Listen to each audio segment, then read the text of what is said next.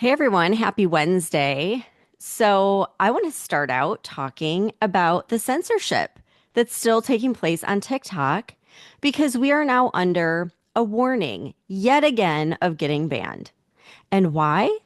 Because I posted a clip from our last episode where we talked about South Korea figuring out how to cure cancer. Pretty big news. It's been published in scientific journals, it's been all over the news, but apparently you can't talk about it on TikTok. And Wait, what exactly was the warning that they posted? all they said was they took the post down and said community guidelines violation. And but no like context whatsoever. And then the big red warning on our profile, like your account is at risk of being I don't know if they used the word banned or if they said taken down or whatever that warning is, like right before they delete your account. And so I tried appealing it. And in the past, I've been able to write like a summary of why it should be appealed. It wouldn't even let me do that. Like I could just click on a button and that's it. So I have no idea where it's going or if they're going to put the post back up. And here's the thing too, like I even did my whole TikTok code where I didn't, like I went over the captions and made sure the word cancer wasn't in there and like things like that, which is such freaking bullshit, right? Why would cancer even be a censored word? You're not allowed to talk about cancer on the app because God forbid, like somebody gives advice on how to, heal it or cure it or like it's just insane the censorship that's going on. And I started laughing because when we did that episode on Monday, remember I was like, there's no way that big pharma and like big healthcare is gonna just let somebody cure cancer. Like they're gonna do everything they can to stop it. And sure enough, I put that out there and right away it's censored. It's like they don't want anyone hearing that news. And again, like this was published. This was a published paper, and the science community is talking about it. But it's anyone that is talking about it on TikTok is silenced. And it's not, I mean, like I said, you can't even say the word cancer. It's so ridiculous. So I have to wonder what exactly is going on? Like, is TikTok being paid by big pharma to silence anything having to do with healing yourself, and that's why we're not allowed to talk, like say the C word? I wouldn't doubt if that was happening, like honestly. Is their AI algorithm targeting, conservative accounts, Republicans, conspiracy theorists, or really anyone that contradicts the mainstream narrative? Definitely. 100% that is what is happening, and it needs to stop. Like why now are we still dealing with this level of censorship? This is almost like worse than it was during COVID. That's what I was just gonna say. It seems like it's worse than it used to be. And the fact that you get a violation for community guidelines, but there's no explanation of exactly what content they don't approve of.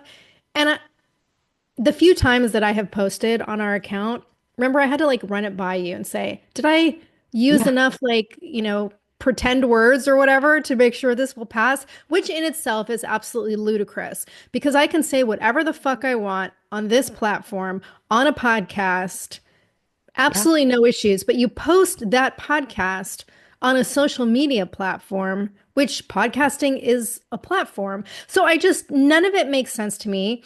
And the fact that we're being silenced because we're telling the truth, like, Right. just that's what needs to sink in, right? This is not a conspiracy theory. This isn't one of those episodes where we're speculating about what we think might be going on. We talked about a scientific study. I mean, our Yeah. post getting taken down or banned just proves, like you said, it's legitimate. And to be honest, I feel like I've lost faith in TikTok and this whole debacle of the deadline for divestiture getting extended over and over again. I mean, this back and forth game of will TikTok be taken down? Will it stay? Let's do another 90 days. Let's do another 90 days. Like, isn't this the third or fourth time we're on another 90-day extension? And it's like, what's the point if it's just continuing to censor the truth? Unless someone like an Elon Musk comes in that has the balls to do what he did with X, I don't see this platform going anywhere. Yeah. Well, there might be someone actually, but I'm not even allowing myself to get my hopes up. Like at this point, I'm like, screw TikTok. Like I hadn't even been posting on there because of that, because they've been cracking down so much. I'm like, I just don't want to deal with this bullshit. So I hadn't been posting. I put a post up immediately, like accounts under warning. And, so it's just like pissing me off. But I came across a post and I got in touch with Avery Warwick, which she's a big conservative TikTok creator. Um, and she's only been doing this for like 3 months and she's gained over 100,000 followers. She's just really, really good. But just like us, she's at risk of her account being banned. And she's talked a lot about this. Like, why is it that I can come on here and give actual proof and evidence and cite my sources and the whole 9 yards and still get banned?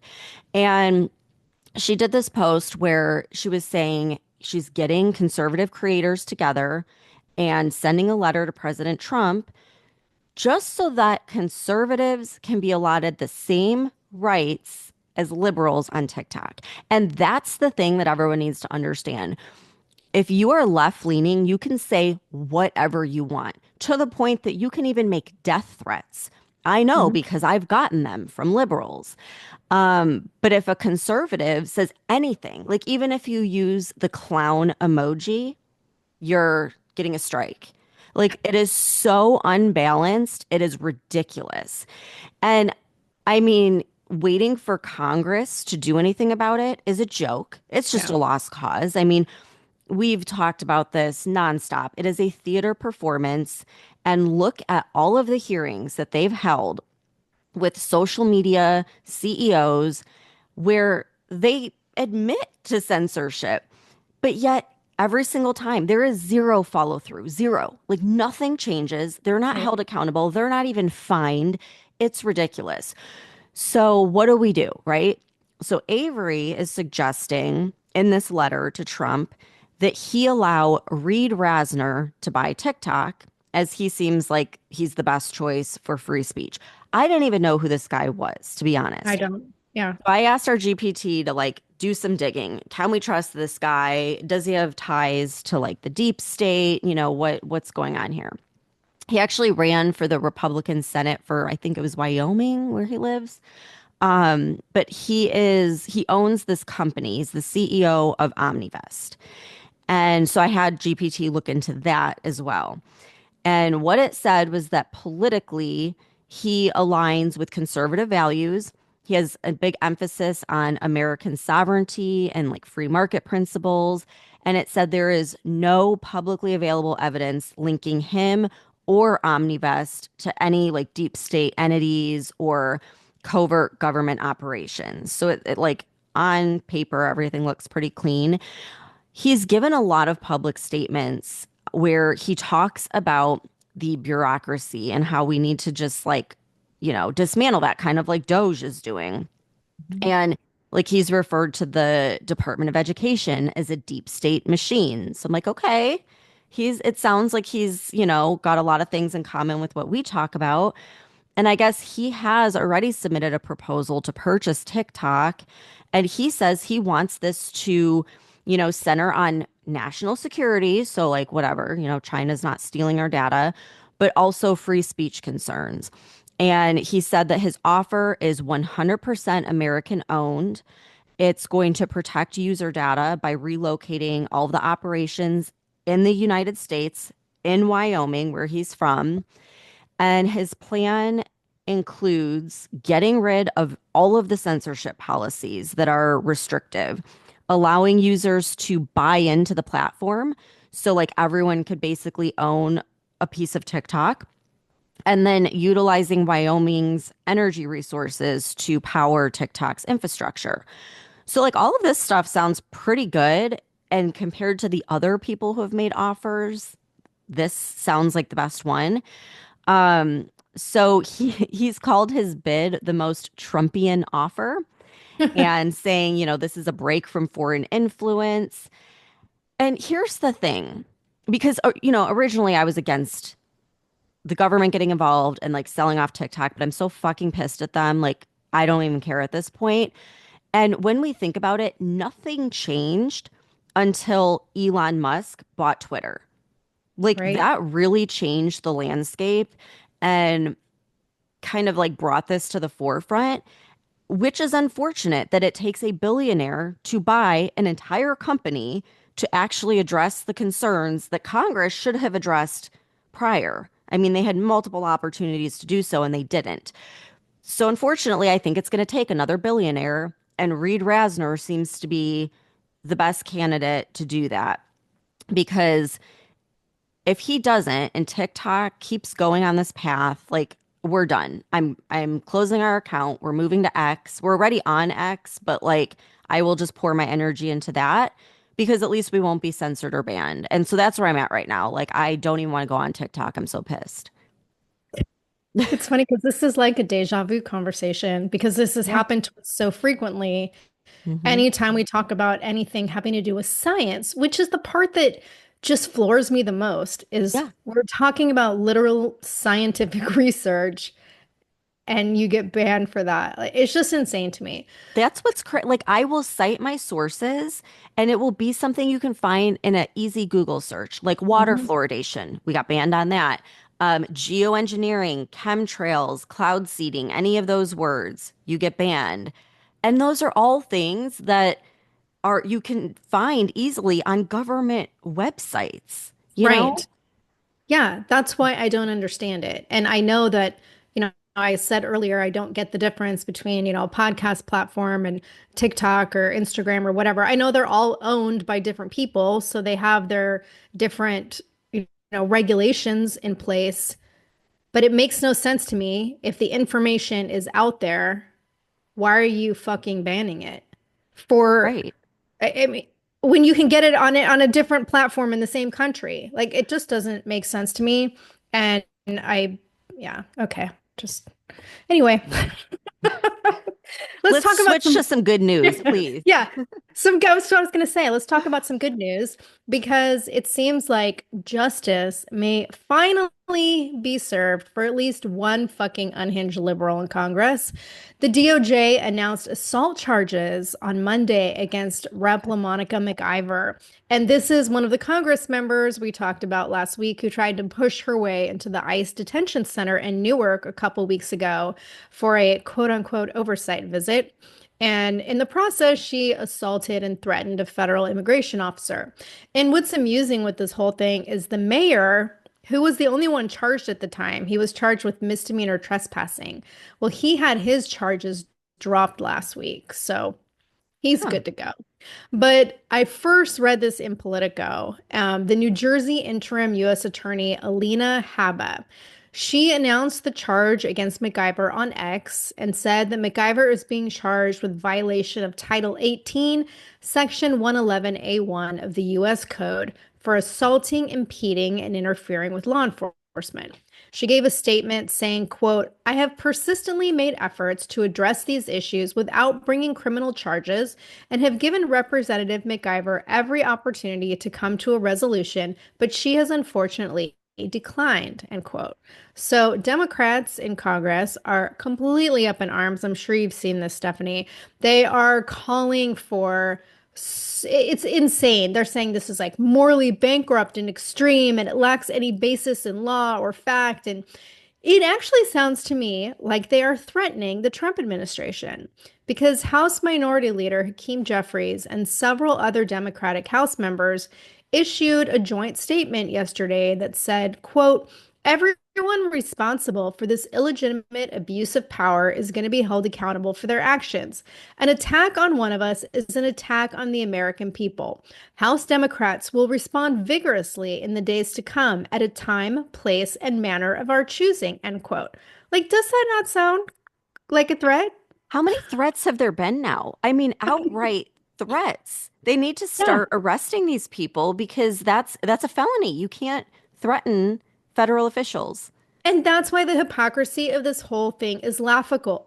Laughable. They're saying that that people need to be held accountable. And they're saying that an attack on one of us is attack on the American people. Like, is this bizarro world? Like, shouldn't that apply to the attack on the federal immigration officers by Rep. McIver, who's being charged? Like, shouldn't that apply to the attacks on conservative leaders by the left that we have seen for the last 4 years? Shouldn't that apply to the quite literal attacks on Trump's life that were inspired and likely coordinated? That is my opinion, but likely coordinated by the unhinged members of the Democrat Party? I think what they meant to say was an attack on one criminal is an attack on all of us, because that's the only time they get upset is Exactly. when you're attacking a criminal. And just again, the hypocrisy. These people cried for 4 years about January 6th. Mhm. Oh, you cannot just walk into a federal building.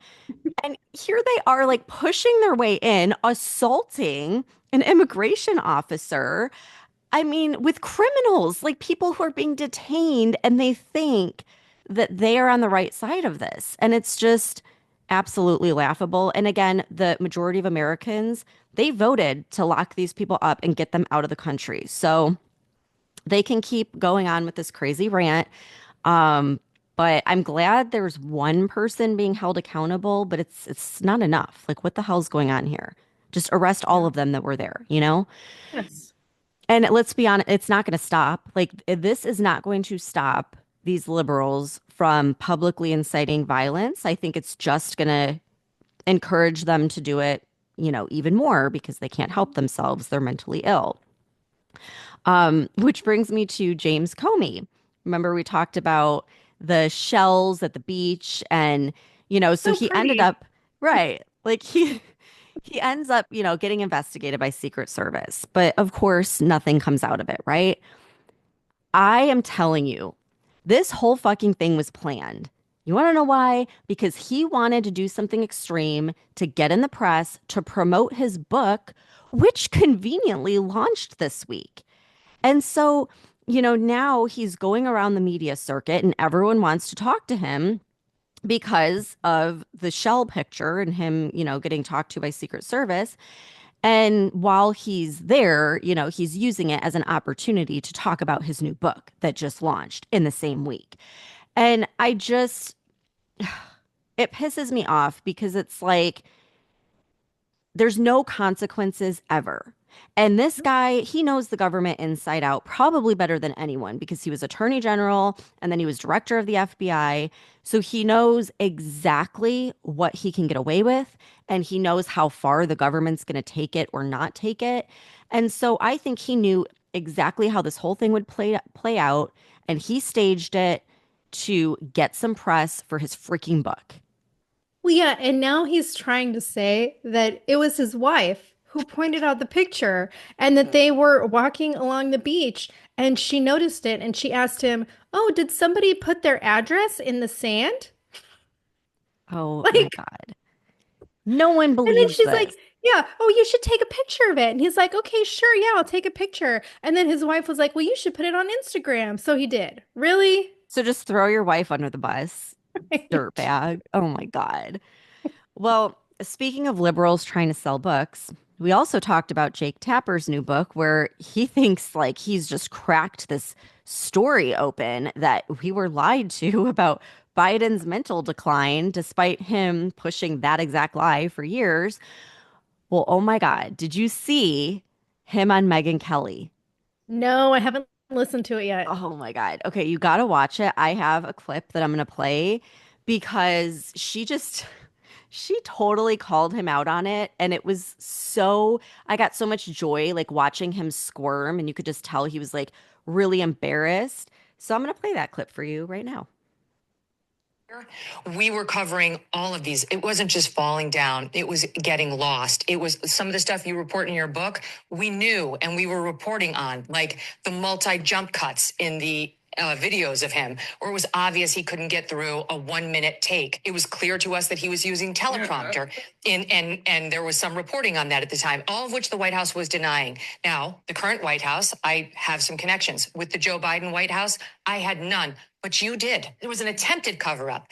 It could only ever work if you allowed it, if the press allowed it. Some of us tried not to, and some of us were complicit. The Biden White House did not like me.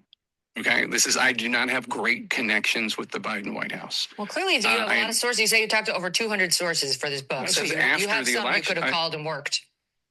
No, that's the point, is that they were not being honest. That's the point. How did the Wall Street Journal get it in June of 2024? And Jake Tapper and CNN couldn't find sources for this story then before he dropped out? Annie Linsky and Siobhan Hughes did an amazing job in their reporting. And they should be heralded, and I heralded them. I had them on my show right after the debate to talk about their great reporting. But Annie Linsky, the debate, but you did not put them on when they published that story, which was before the debate. Correct. I don't know what the booking situation was, but it wasn't because I didn't want them. I'm sure I said that day, let's book. I'm sure I said that day, let's book that. Did they? Yeah, you put on a Democrat, and you allowed the Democrat to rip on the report as a Rupert Murdoch sponsored hit piece. No. It's just Megan, that's what happened. If we're going to do this, let's just stick to the facts here, okay? When there is a damaging report, that's what I've been doing all along. I'm talking about what you just said. Didn't miss the biggest story of the century when it comes to presidential politics, and one of us did. Jake, that's what I've been doing all along. Oh my God, I love her.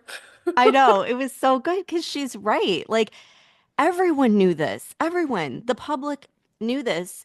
And he's trying to act like, oh, this is some big revelation. And also in that interview, she played the clip that I played the other day about him just like bashing Laura Trump live on TV for her like daring to question Biden's mental decline. And so she plays that clip and she's like, so do you want to apologize to Laura Trump? And he's like, I already did. And she's like, oh, you did? You talked to her? What'd she say? And she just keeps pushing it. And I mean, he just looked like totally shocked that she's like pushing him on this. And I thought good for her for really calling him out for being the liar that he is. Yeah, she does some really great interviews with some contentious guests, and she always stands her ground, which I love. But the one thing I'm noticing with this release of his book is how the MSM is covering this, because they're also acting like it's some big revelation. And I don't understand how anyone could possibly fall for that, why anyone is reading any of it, and how they have any followers left with their news channels, because they're all playing the same dumbfounded role of like, wow, we had no idea. We can't believe all of this came up. I mean, it's just so fucking stupid. And it just brings me back to like, do you really think the American public is this fucking dumb that they're going to believe this narrative in Jake Tapper's book, and they're going to believe all these articles that have been coming out, just for the last week, of just the surprise of Biden's decline and the surprise of the lies, and now the whole thing with Biden's cancer?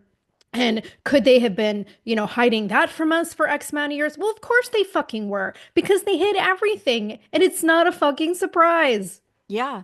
Well, and I think, like you said, how do they have anyone still following them? I don't think they do. I think they've lost a lot of people. Their ratings are terrible. You look at a CNN episode versus, any podcast, and they're getting blown out of the water. And so to me, I feel like they sat around and said, well, how is the American public ever going to trust us again? We're losing people like crazy. What do we do? And like, obviously we've lied and they know that. And so I feel like someone was like, I know, we'll come out and tell the truth, but we'll act like we just found out about it. And it's like, they think that people are dumb enough to fall for it. Yeah. And a lot of people actually are. So Yeah, that's I the sad guess. part. I do want to bring it back to another like positive news topic, and this one is in the world of health. So the FDA just recently made an announcement that they're removing concentrated ingestible fluoride from prescription drug products for children. And I originally read this in an article from Just the News where they quoted the FDA as saying, ingested fluoride has been shown to alter the gut microbiome, which is a magnified concern given the early development of the gut microbiome in childhood. Other studies have suggested an association between fluoride and thyroid disorders, weight gain, and possibly decreased IQ. So the FDA has set an October 31st deadline for completing a safety review, having a public comment period, and then taking the necessary action to remove these products from the market. And FDA Commissioner Marty Makary also said, quote, the best way to prevent cavities in children is by avoiding excessive sugar intake and good dental hygiene, not by altering a child's microbiome. For the same reason that fluoride may kill bacteria on teeth, it may also kill intestinal bacteria important for a child's health. Oh my God, Stephanie. I don't know about you, but when I was a kid, I remember getting fluoride treatments like every time I went to the dentist, every 3 to 6 months when I got my teeth cleaned. And I'm talking back to like when I was 6 years old. I remember this sitting there with that tray of fluoride gel in your mouth, and it was probably only 5 minutes, but it felt like forever.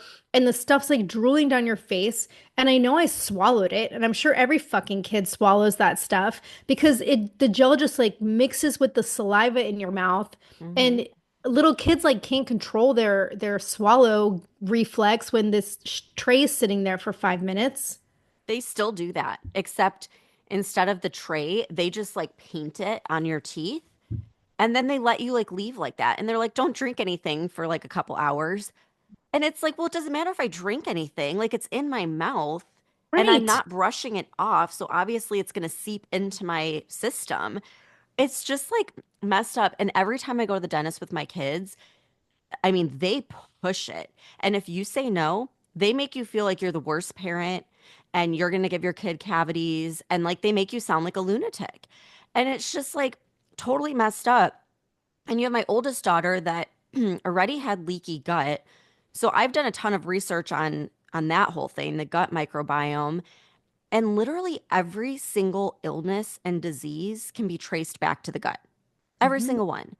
And you think about like how important your brain is, but the gut has 100 to 500 million neurons.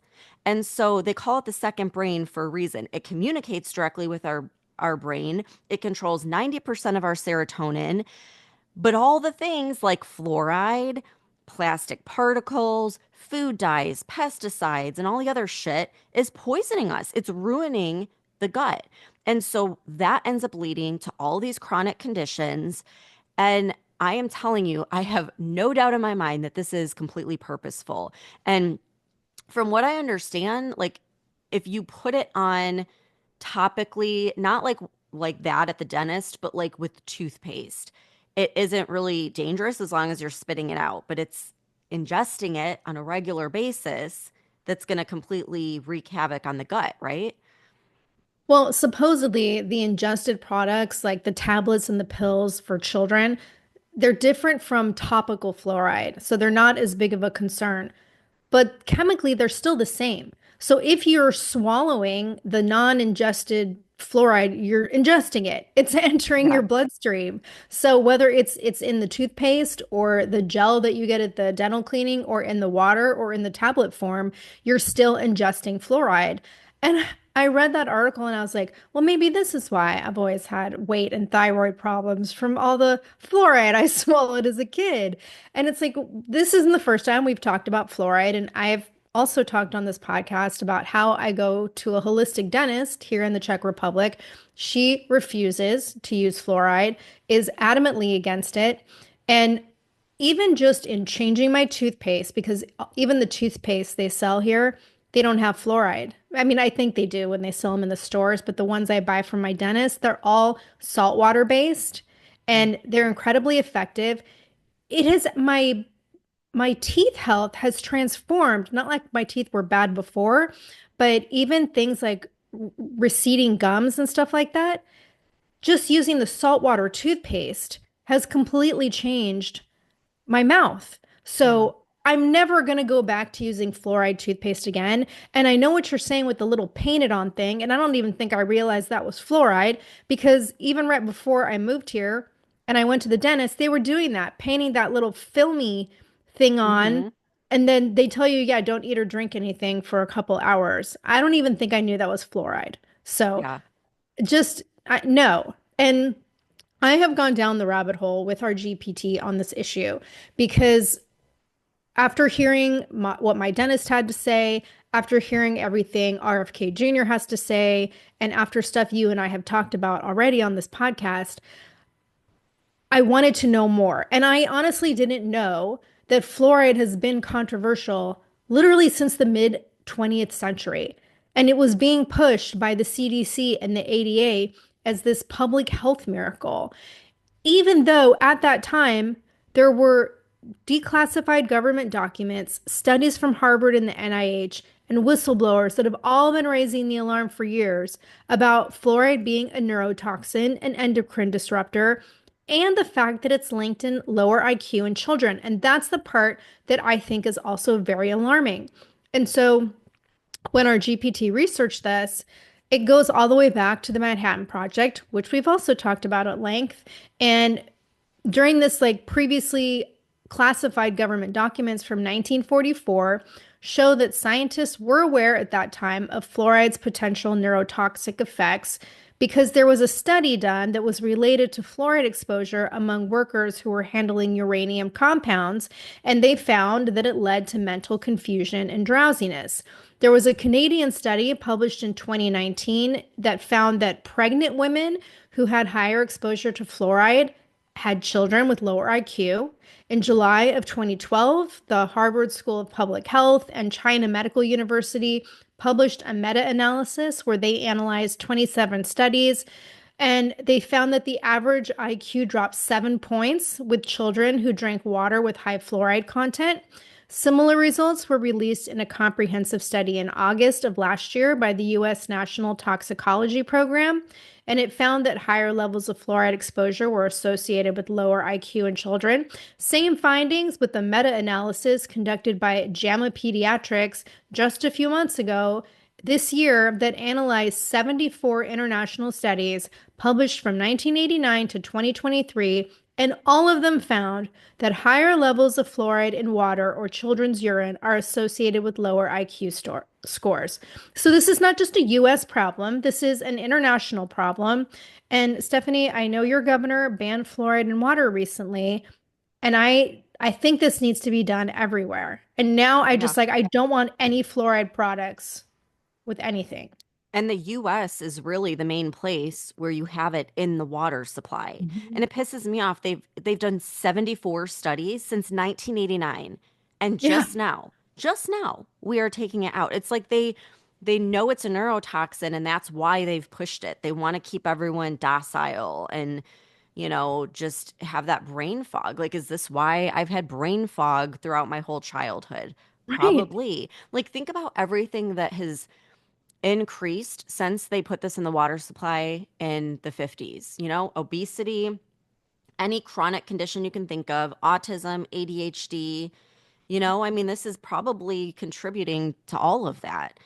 But I think that since Florida is doing this, other states are going to follow, especially with all the publicity this is getting and with, RFK speaking out.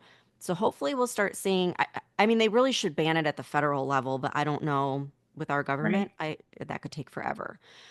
Um, so anyhow, I gotta switch. We have to talk about AI for a second, okay? We are so Yes. far down the rabbit hole on AI and like where this is going in the future. And so I have to share this clip with you of Tucker Carlson talking with Sean Ryan about the brain chip Neuralink. Did you see this episode? Oh, yes, I Oh listened to my it. gosh. Well, I didn't listen to the whole thing until I came across this clip and it just like stopped me in my tracks. So let me play that for you real quick. If I can find it. Here we go. We're going to put in everybody's brain. Do you know why they're pushing it? No, I do. Why? This is my understanding based on conversations with people who are involved in it. Because of AI. And the blind see, the lame walk. It's all great. But the real concern is that AI is already at this point beyond human control. It's already at the point where it's lying to the people who created it, which suggests consciousness. And Neuralink and efforts like Neuralink are the people who are running it believe the only way for people to keep up with AI. Otherwise, we will be its slaves. And I said, well, just turn it off. Human beings run power plants. And this person said, even now, we can't be sure that the machine is telling us the truth about where its power is coming from. Interesting. So look, I was like, what? What do you mean they're not sure where AI is getting its power from? Right? Right. I mean, that's just mind-blowing. And so it made me think about, the other day when we were saying how there isn't a single mathematician in the world that understands exactly what's happening inside of these AI systems. And so that led me to Eric Schmidt, who is the former CEO of Google. And he's been very outspoken about AI and the risks associated with it, but also, like the benefits it can have for society. And so I came across this video of him talking to Congress, and he was saying how the amount of energy needed to power AI is insane, which we already knew, but like we can't even fathom how much power it needs. Okay. So, for example, he said that they're planning on creating a 10 gigawatt data center just for AI, just for immediate needs. But to put that in perspective, the average nuclear power plant produces 1 gigawatt. 1 gigawatt in a power plant, they need 10 just for like right now. And then he was saying, it's estimated we're going to need 29 gigawatts by 2027 and 69 gigawatts by 2030. So I heard that and it actually made me feel better about AI because I thought, okay, we don't even know if we're going to have the power to keep advancing it. So maybe it won't keep evolving and take over the world because it doesn't have enough of the power source. But then I come across another interview where Schmidt was giving a timeline of like super intelligence happening in about, 3 years, maybe a little bit more. And he said, what we're going to see is AI programming itself, but then it's going to begin using its own language that we can't interpret. And when that happens, humans have lost control because we won't understand how it's being programmed. And so the interview asked him, okay, well, then what? And he said, then we have to turn off the power. But to Tucker's point, my question is, can we? Can we just turn off the power to it? Wouldn't that require shutting down our entire grid? Because by the time that happens, AI will be embedded in every single electrical device. I mean, it pretty much already is. It's going to be able to outsmart humans. It can program itself. It can speak in a language we don't understand. So how do we stop it without turning off the internet completely and possibly even turning off the electrical grid? And that I didn't think of. No, and that's where this whole thing with AI concerns me because oh my God. Can you imagine? Can you like literally that's where my brain was going when you started talking because I didn't even pay attention to the notes that you put in, but I'm like all they have to do is shut down the power. But then what if they shut down the power and AI can draw from its own created power source at that point? Because what if it doesn't even need our grid for power? Right. What if it grows in consciousness so much that it does not even need our electrical system? I mean, if it reaches super intelligence, it will be smarter than humans. And Right. what have humans been trying to do forever? Find 0 point energy. We Mhm. already are making great progress. It could probably figure that out so quickly at that point. I mean, what if it just develops to the point where it can draw its power from the sun or from the earth The or ether, from, yeah. yeah, that's it doesn't even have to be collected or connected to our grid, right? But that brings me to something else that I did want to bring up because one of my biggest concerns is our growing dependence on AI. And, we all know I have been adamantly against using it, except now I'm using it and I'm really enjoying it. And yesterday, I even used it for the first time to try to create a lesson for my students. And I was like shocked, completely shocked at the level of input that I got back. Because my thought process was, oh, just here's the topic I want to discuss. Do you have any suggestions? It wasn't just like, here's a suggestion. It was a full-on breakdown of a 60-minute class where I could do X, Y, and Z, and it didn't all apply to everything I wanted to do, but I knew if I talked to it enough, I could get it to do that. But it ended up giving me ideas for something that I'm going to do in a different class. So it was like, wow, this is amazing. And you've been telling me this all along that you use it for this kind of thing, and I've been against it. And the one thing that I know I will not use it for is my writing, because Yeah. that to me is one thing where I don't want AI to influence how I write. So I will never use it for my writing. But I am talking to it now and having conversations and using it for research. But I wanted to bring up something else in this interview that Tucker did with Sean Ryan, because one of the things that Sean Ryan brought up was how people have lost the ability to critically think. And I want to play this clip from the show because it ties into what I want to say about AI. It bothers me more than any of this shit is that people have just lost the ability to critical think. And if you do say something about the tariffs or is it Greenland or Iceland? I can't even remember, or whatever. The big one. Yeah, if you throw any criticism towards any, and not just Trump, but anybody that is in a position of power. I mean, the U.S. has just become so tribal now, and it's you cannot criticize or give any constructive criticism to what's happening without getting blasted. And it's sad. It's like, man, like you guys have 100% lost all critical thinking skills. Like you're not fucking thinking on your own. And you are given the values that you align with. You're no longer going off the way you were raised or what's true to you as a person. I think a lot of people don't even fucking know what that is anymore. And they're just told. They're told, they align with the tribe. Whatever that tribe says, they're going to do, they're going to say, they're going to follow. And that's sad. And I think that could resemble the beginning of the end. I agree with every word. And I can't help but note, because I was there for it, at the beginning of the internet, we were told that all of this information would make us better informed and would increase our critical thinking abilities, and that people wouldn't have to follow the propaganda because they would have all the information. And the opposite has turned out to be true. People seem much easier to control than ever before. Yeah. And that makes me sad.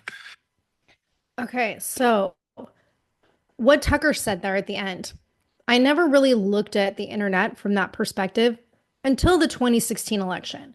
And then when we watched how the internet became this tool for widespread propaganda and this massive disinformation, misinformation campaign that has carried on since then and still is in effect, not just in the US, but around the world.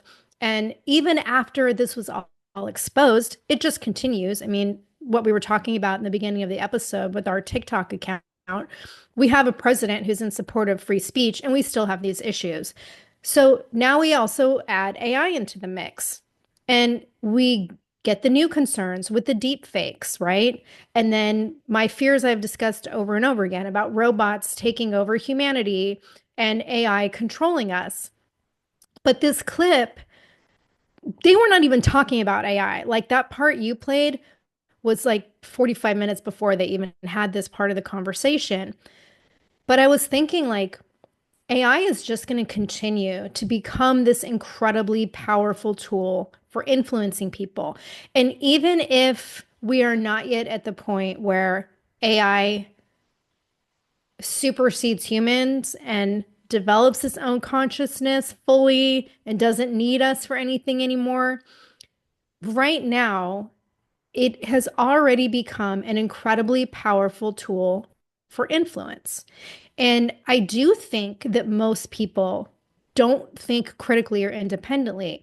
And that is one of the reasons that I do really like using our GPT, which I didn't think I would, but because it presents viewpoints and information and data that I'm not seeing in the mainstream.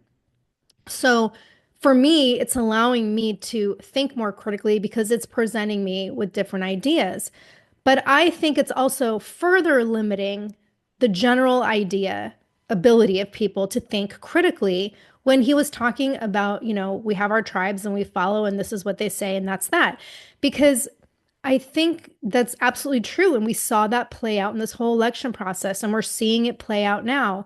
And I think when things start to get further and further to the point where we can't tell what's real from what's not, and then you take this technology and it's in the hands of the powerful elites, the amount of control that they have to spin the narrative has just exponentially increased from what they already had with just the internet alone.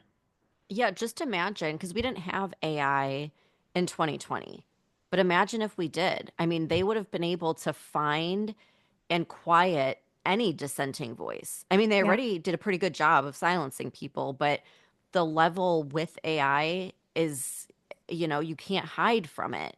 And it's also a problem for the next generations. Like I have a daughter in high school, and these kids are never learning how to write a paper for themselves, how to mhm, answer a really hard question. They just go to Chat GPT, or not even. There's like a AI on Snapchat now that they use, and it does the hard work for them. And so they're yeah, not learning how to think critically from a young age. So like they're just going to be these zombies that are asking AI for everything. And right. so that's like the other, aspect of it on developing your brain and like common sense and critical thinking skills. And it's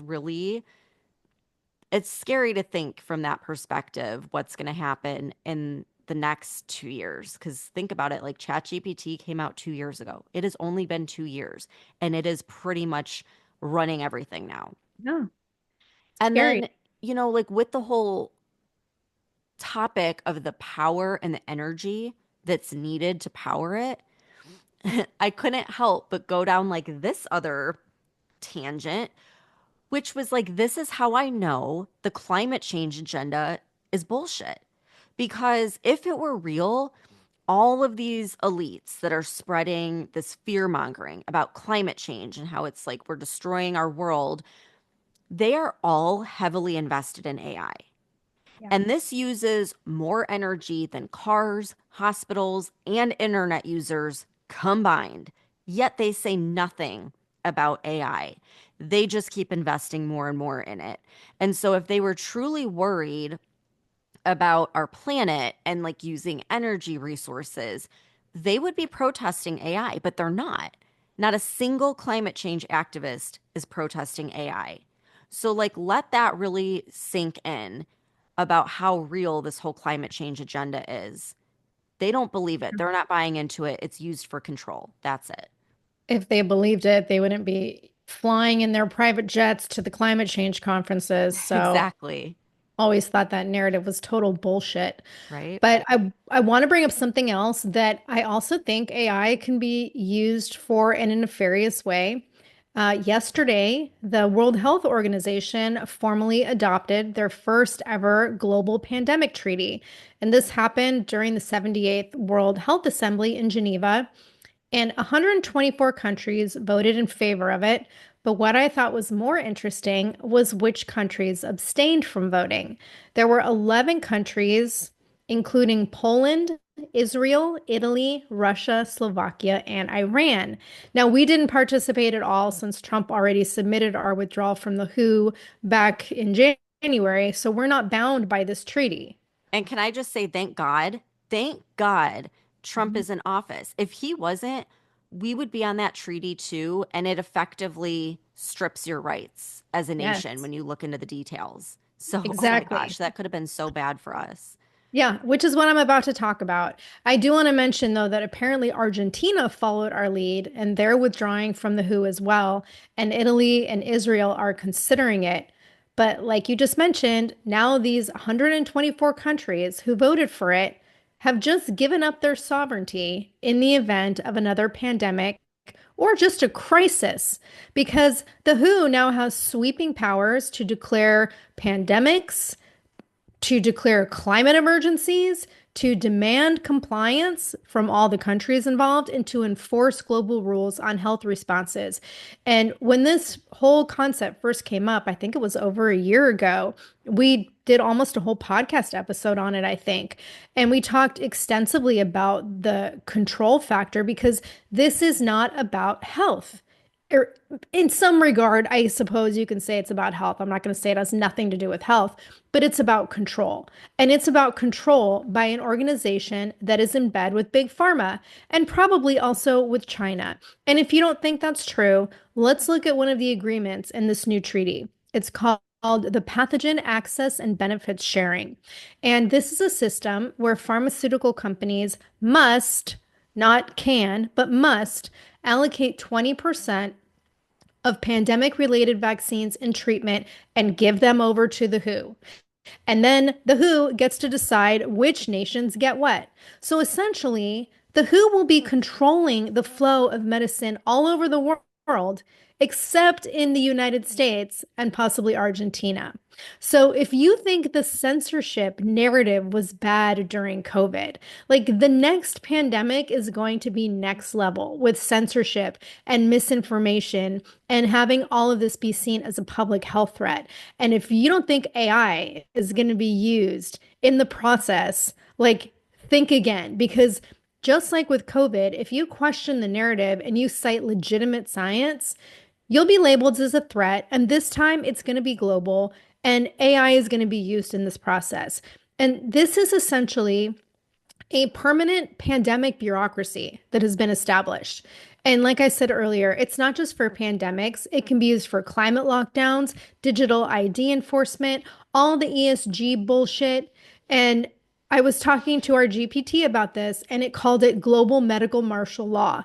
And I'm like, oh my God, yeah, that's exactly what it is. So, like you said, thank God Trump opted us out of this insanity. But this, in my mind, is part of the globalist elite long game. We talk about China playing the long game, but the elites are also playing the long game. And just because Trump got elected does not mean they're going away. And let's not forget that we are still heavily reliant on China to supply our active pharmaceutical ingredients. And last year, the United States imported almost $8 billion worth of pharmaceutical products from China. And we saw what happened during COVID. And even though Trump is taking measures to strengthen our domestic pharmaceutical manufacturing capabilities, it's not going to happen overnight. So, I mean, after everything that's come out about COVID, over the past couple of years and, everything that's come out about the vaccines, and we realized just how deceptive it was and how many lies were told. I can't believe that any nation, let alone 124 of them, signed this treaty unless there is a nefarious reason to do it. And mhm. I agree with you. I think this is a power grab. It's a way to have a surveillance state, and it's a big step in like the globalist agenda and falling under a one world order. I mean, imagine there's another pandemic, which they're already telling us, there will Right. be because they're going to create it. Any nation that's not following the narrative and that's questioning the quote unquote science, well, they're not going to get their medications then. That, you know Mhm. what I mean? Like, this is so messed up. And again, I'm glad we're not in it, but we're not in it right now. What Right. happens in another 4 years if someone like a Joe Biden gets in office? They could Right. just sign us right into it again. Yep. So it's something we should be concerned of, even though it's not affecting us right now. And even though we're not in this treaty, we're technically still a part of the WHO, I think until January of next year, because there was like a year-long process to withdraw from it. So we're Oh, right. still subject to membership right now until next year. which is just so crazy. Yeah. Oh my gosh. Well, I'll end with some good news, or at least I think it's good news. Yesterday, President Trump announced the Golden Dome. So, this is a proposed $175 billion missile defense system that will protect the United States from advanced missile threats, including ballistic, hypersonic, and cruise missiles, kind of like the Iron Dome in Israel. So it can detect and neutralize missiles at various stages of flight. And it's still just in its conceptual phase. And obviously, it's going to have to go through Congress to approve the funding. But I think it's another step towards making America safe from global threats. And I've thought for a long time, if Israel has this and we're like funding it, why don't we have it? Like, we should have it first. Right. And I want to speak to that because, when we talk about the budget and we talk about the, what is it, trillions of dollars that we're in debt, and then we talk about this defense spending, I know a lot of people balk at defense spending and like, why are we spending all this money on defense? I understand that, but I am 100% in support of spending money on defense that protects America. Do I want to spend money on defense for other countries? No. Do I think we should be sending billions and billions to other countries for their defense? Absolutely not. But I am 100% in support of something that's going to protect the United States. So I don't have a problem with 175 billion for a missile defense system that protects our country. I mean, when you think about it, like we sent more than that to Ukraine, a Right. country that is so much smaller than us. So, yeah, America first. Like, we should spend that on ourselves. And if we stop sending money, like you said, to Ukraine and all these places, we'd be able to pay for it. Right. So, we'll see how that unfolds. But that was a good announcement. So, there, we'll end on a good note after terrifying everyone with AI and a future pandemic. So, thanks for tuning in. We hope you enjoy the rest of the week. We'll see you back here on Friday.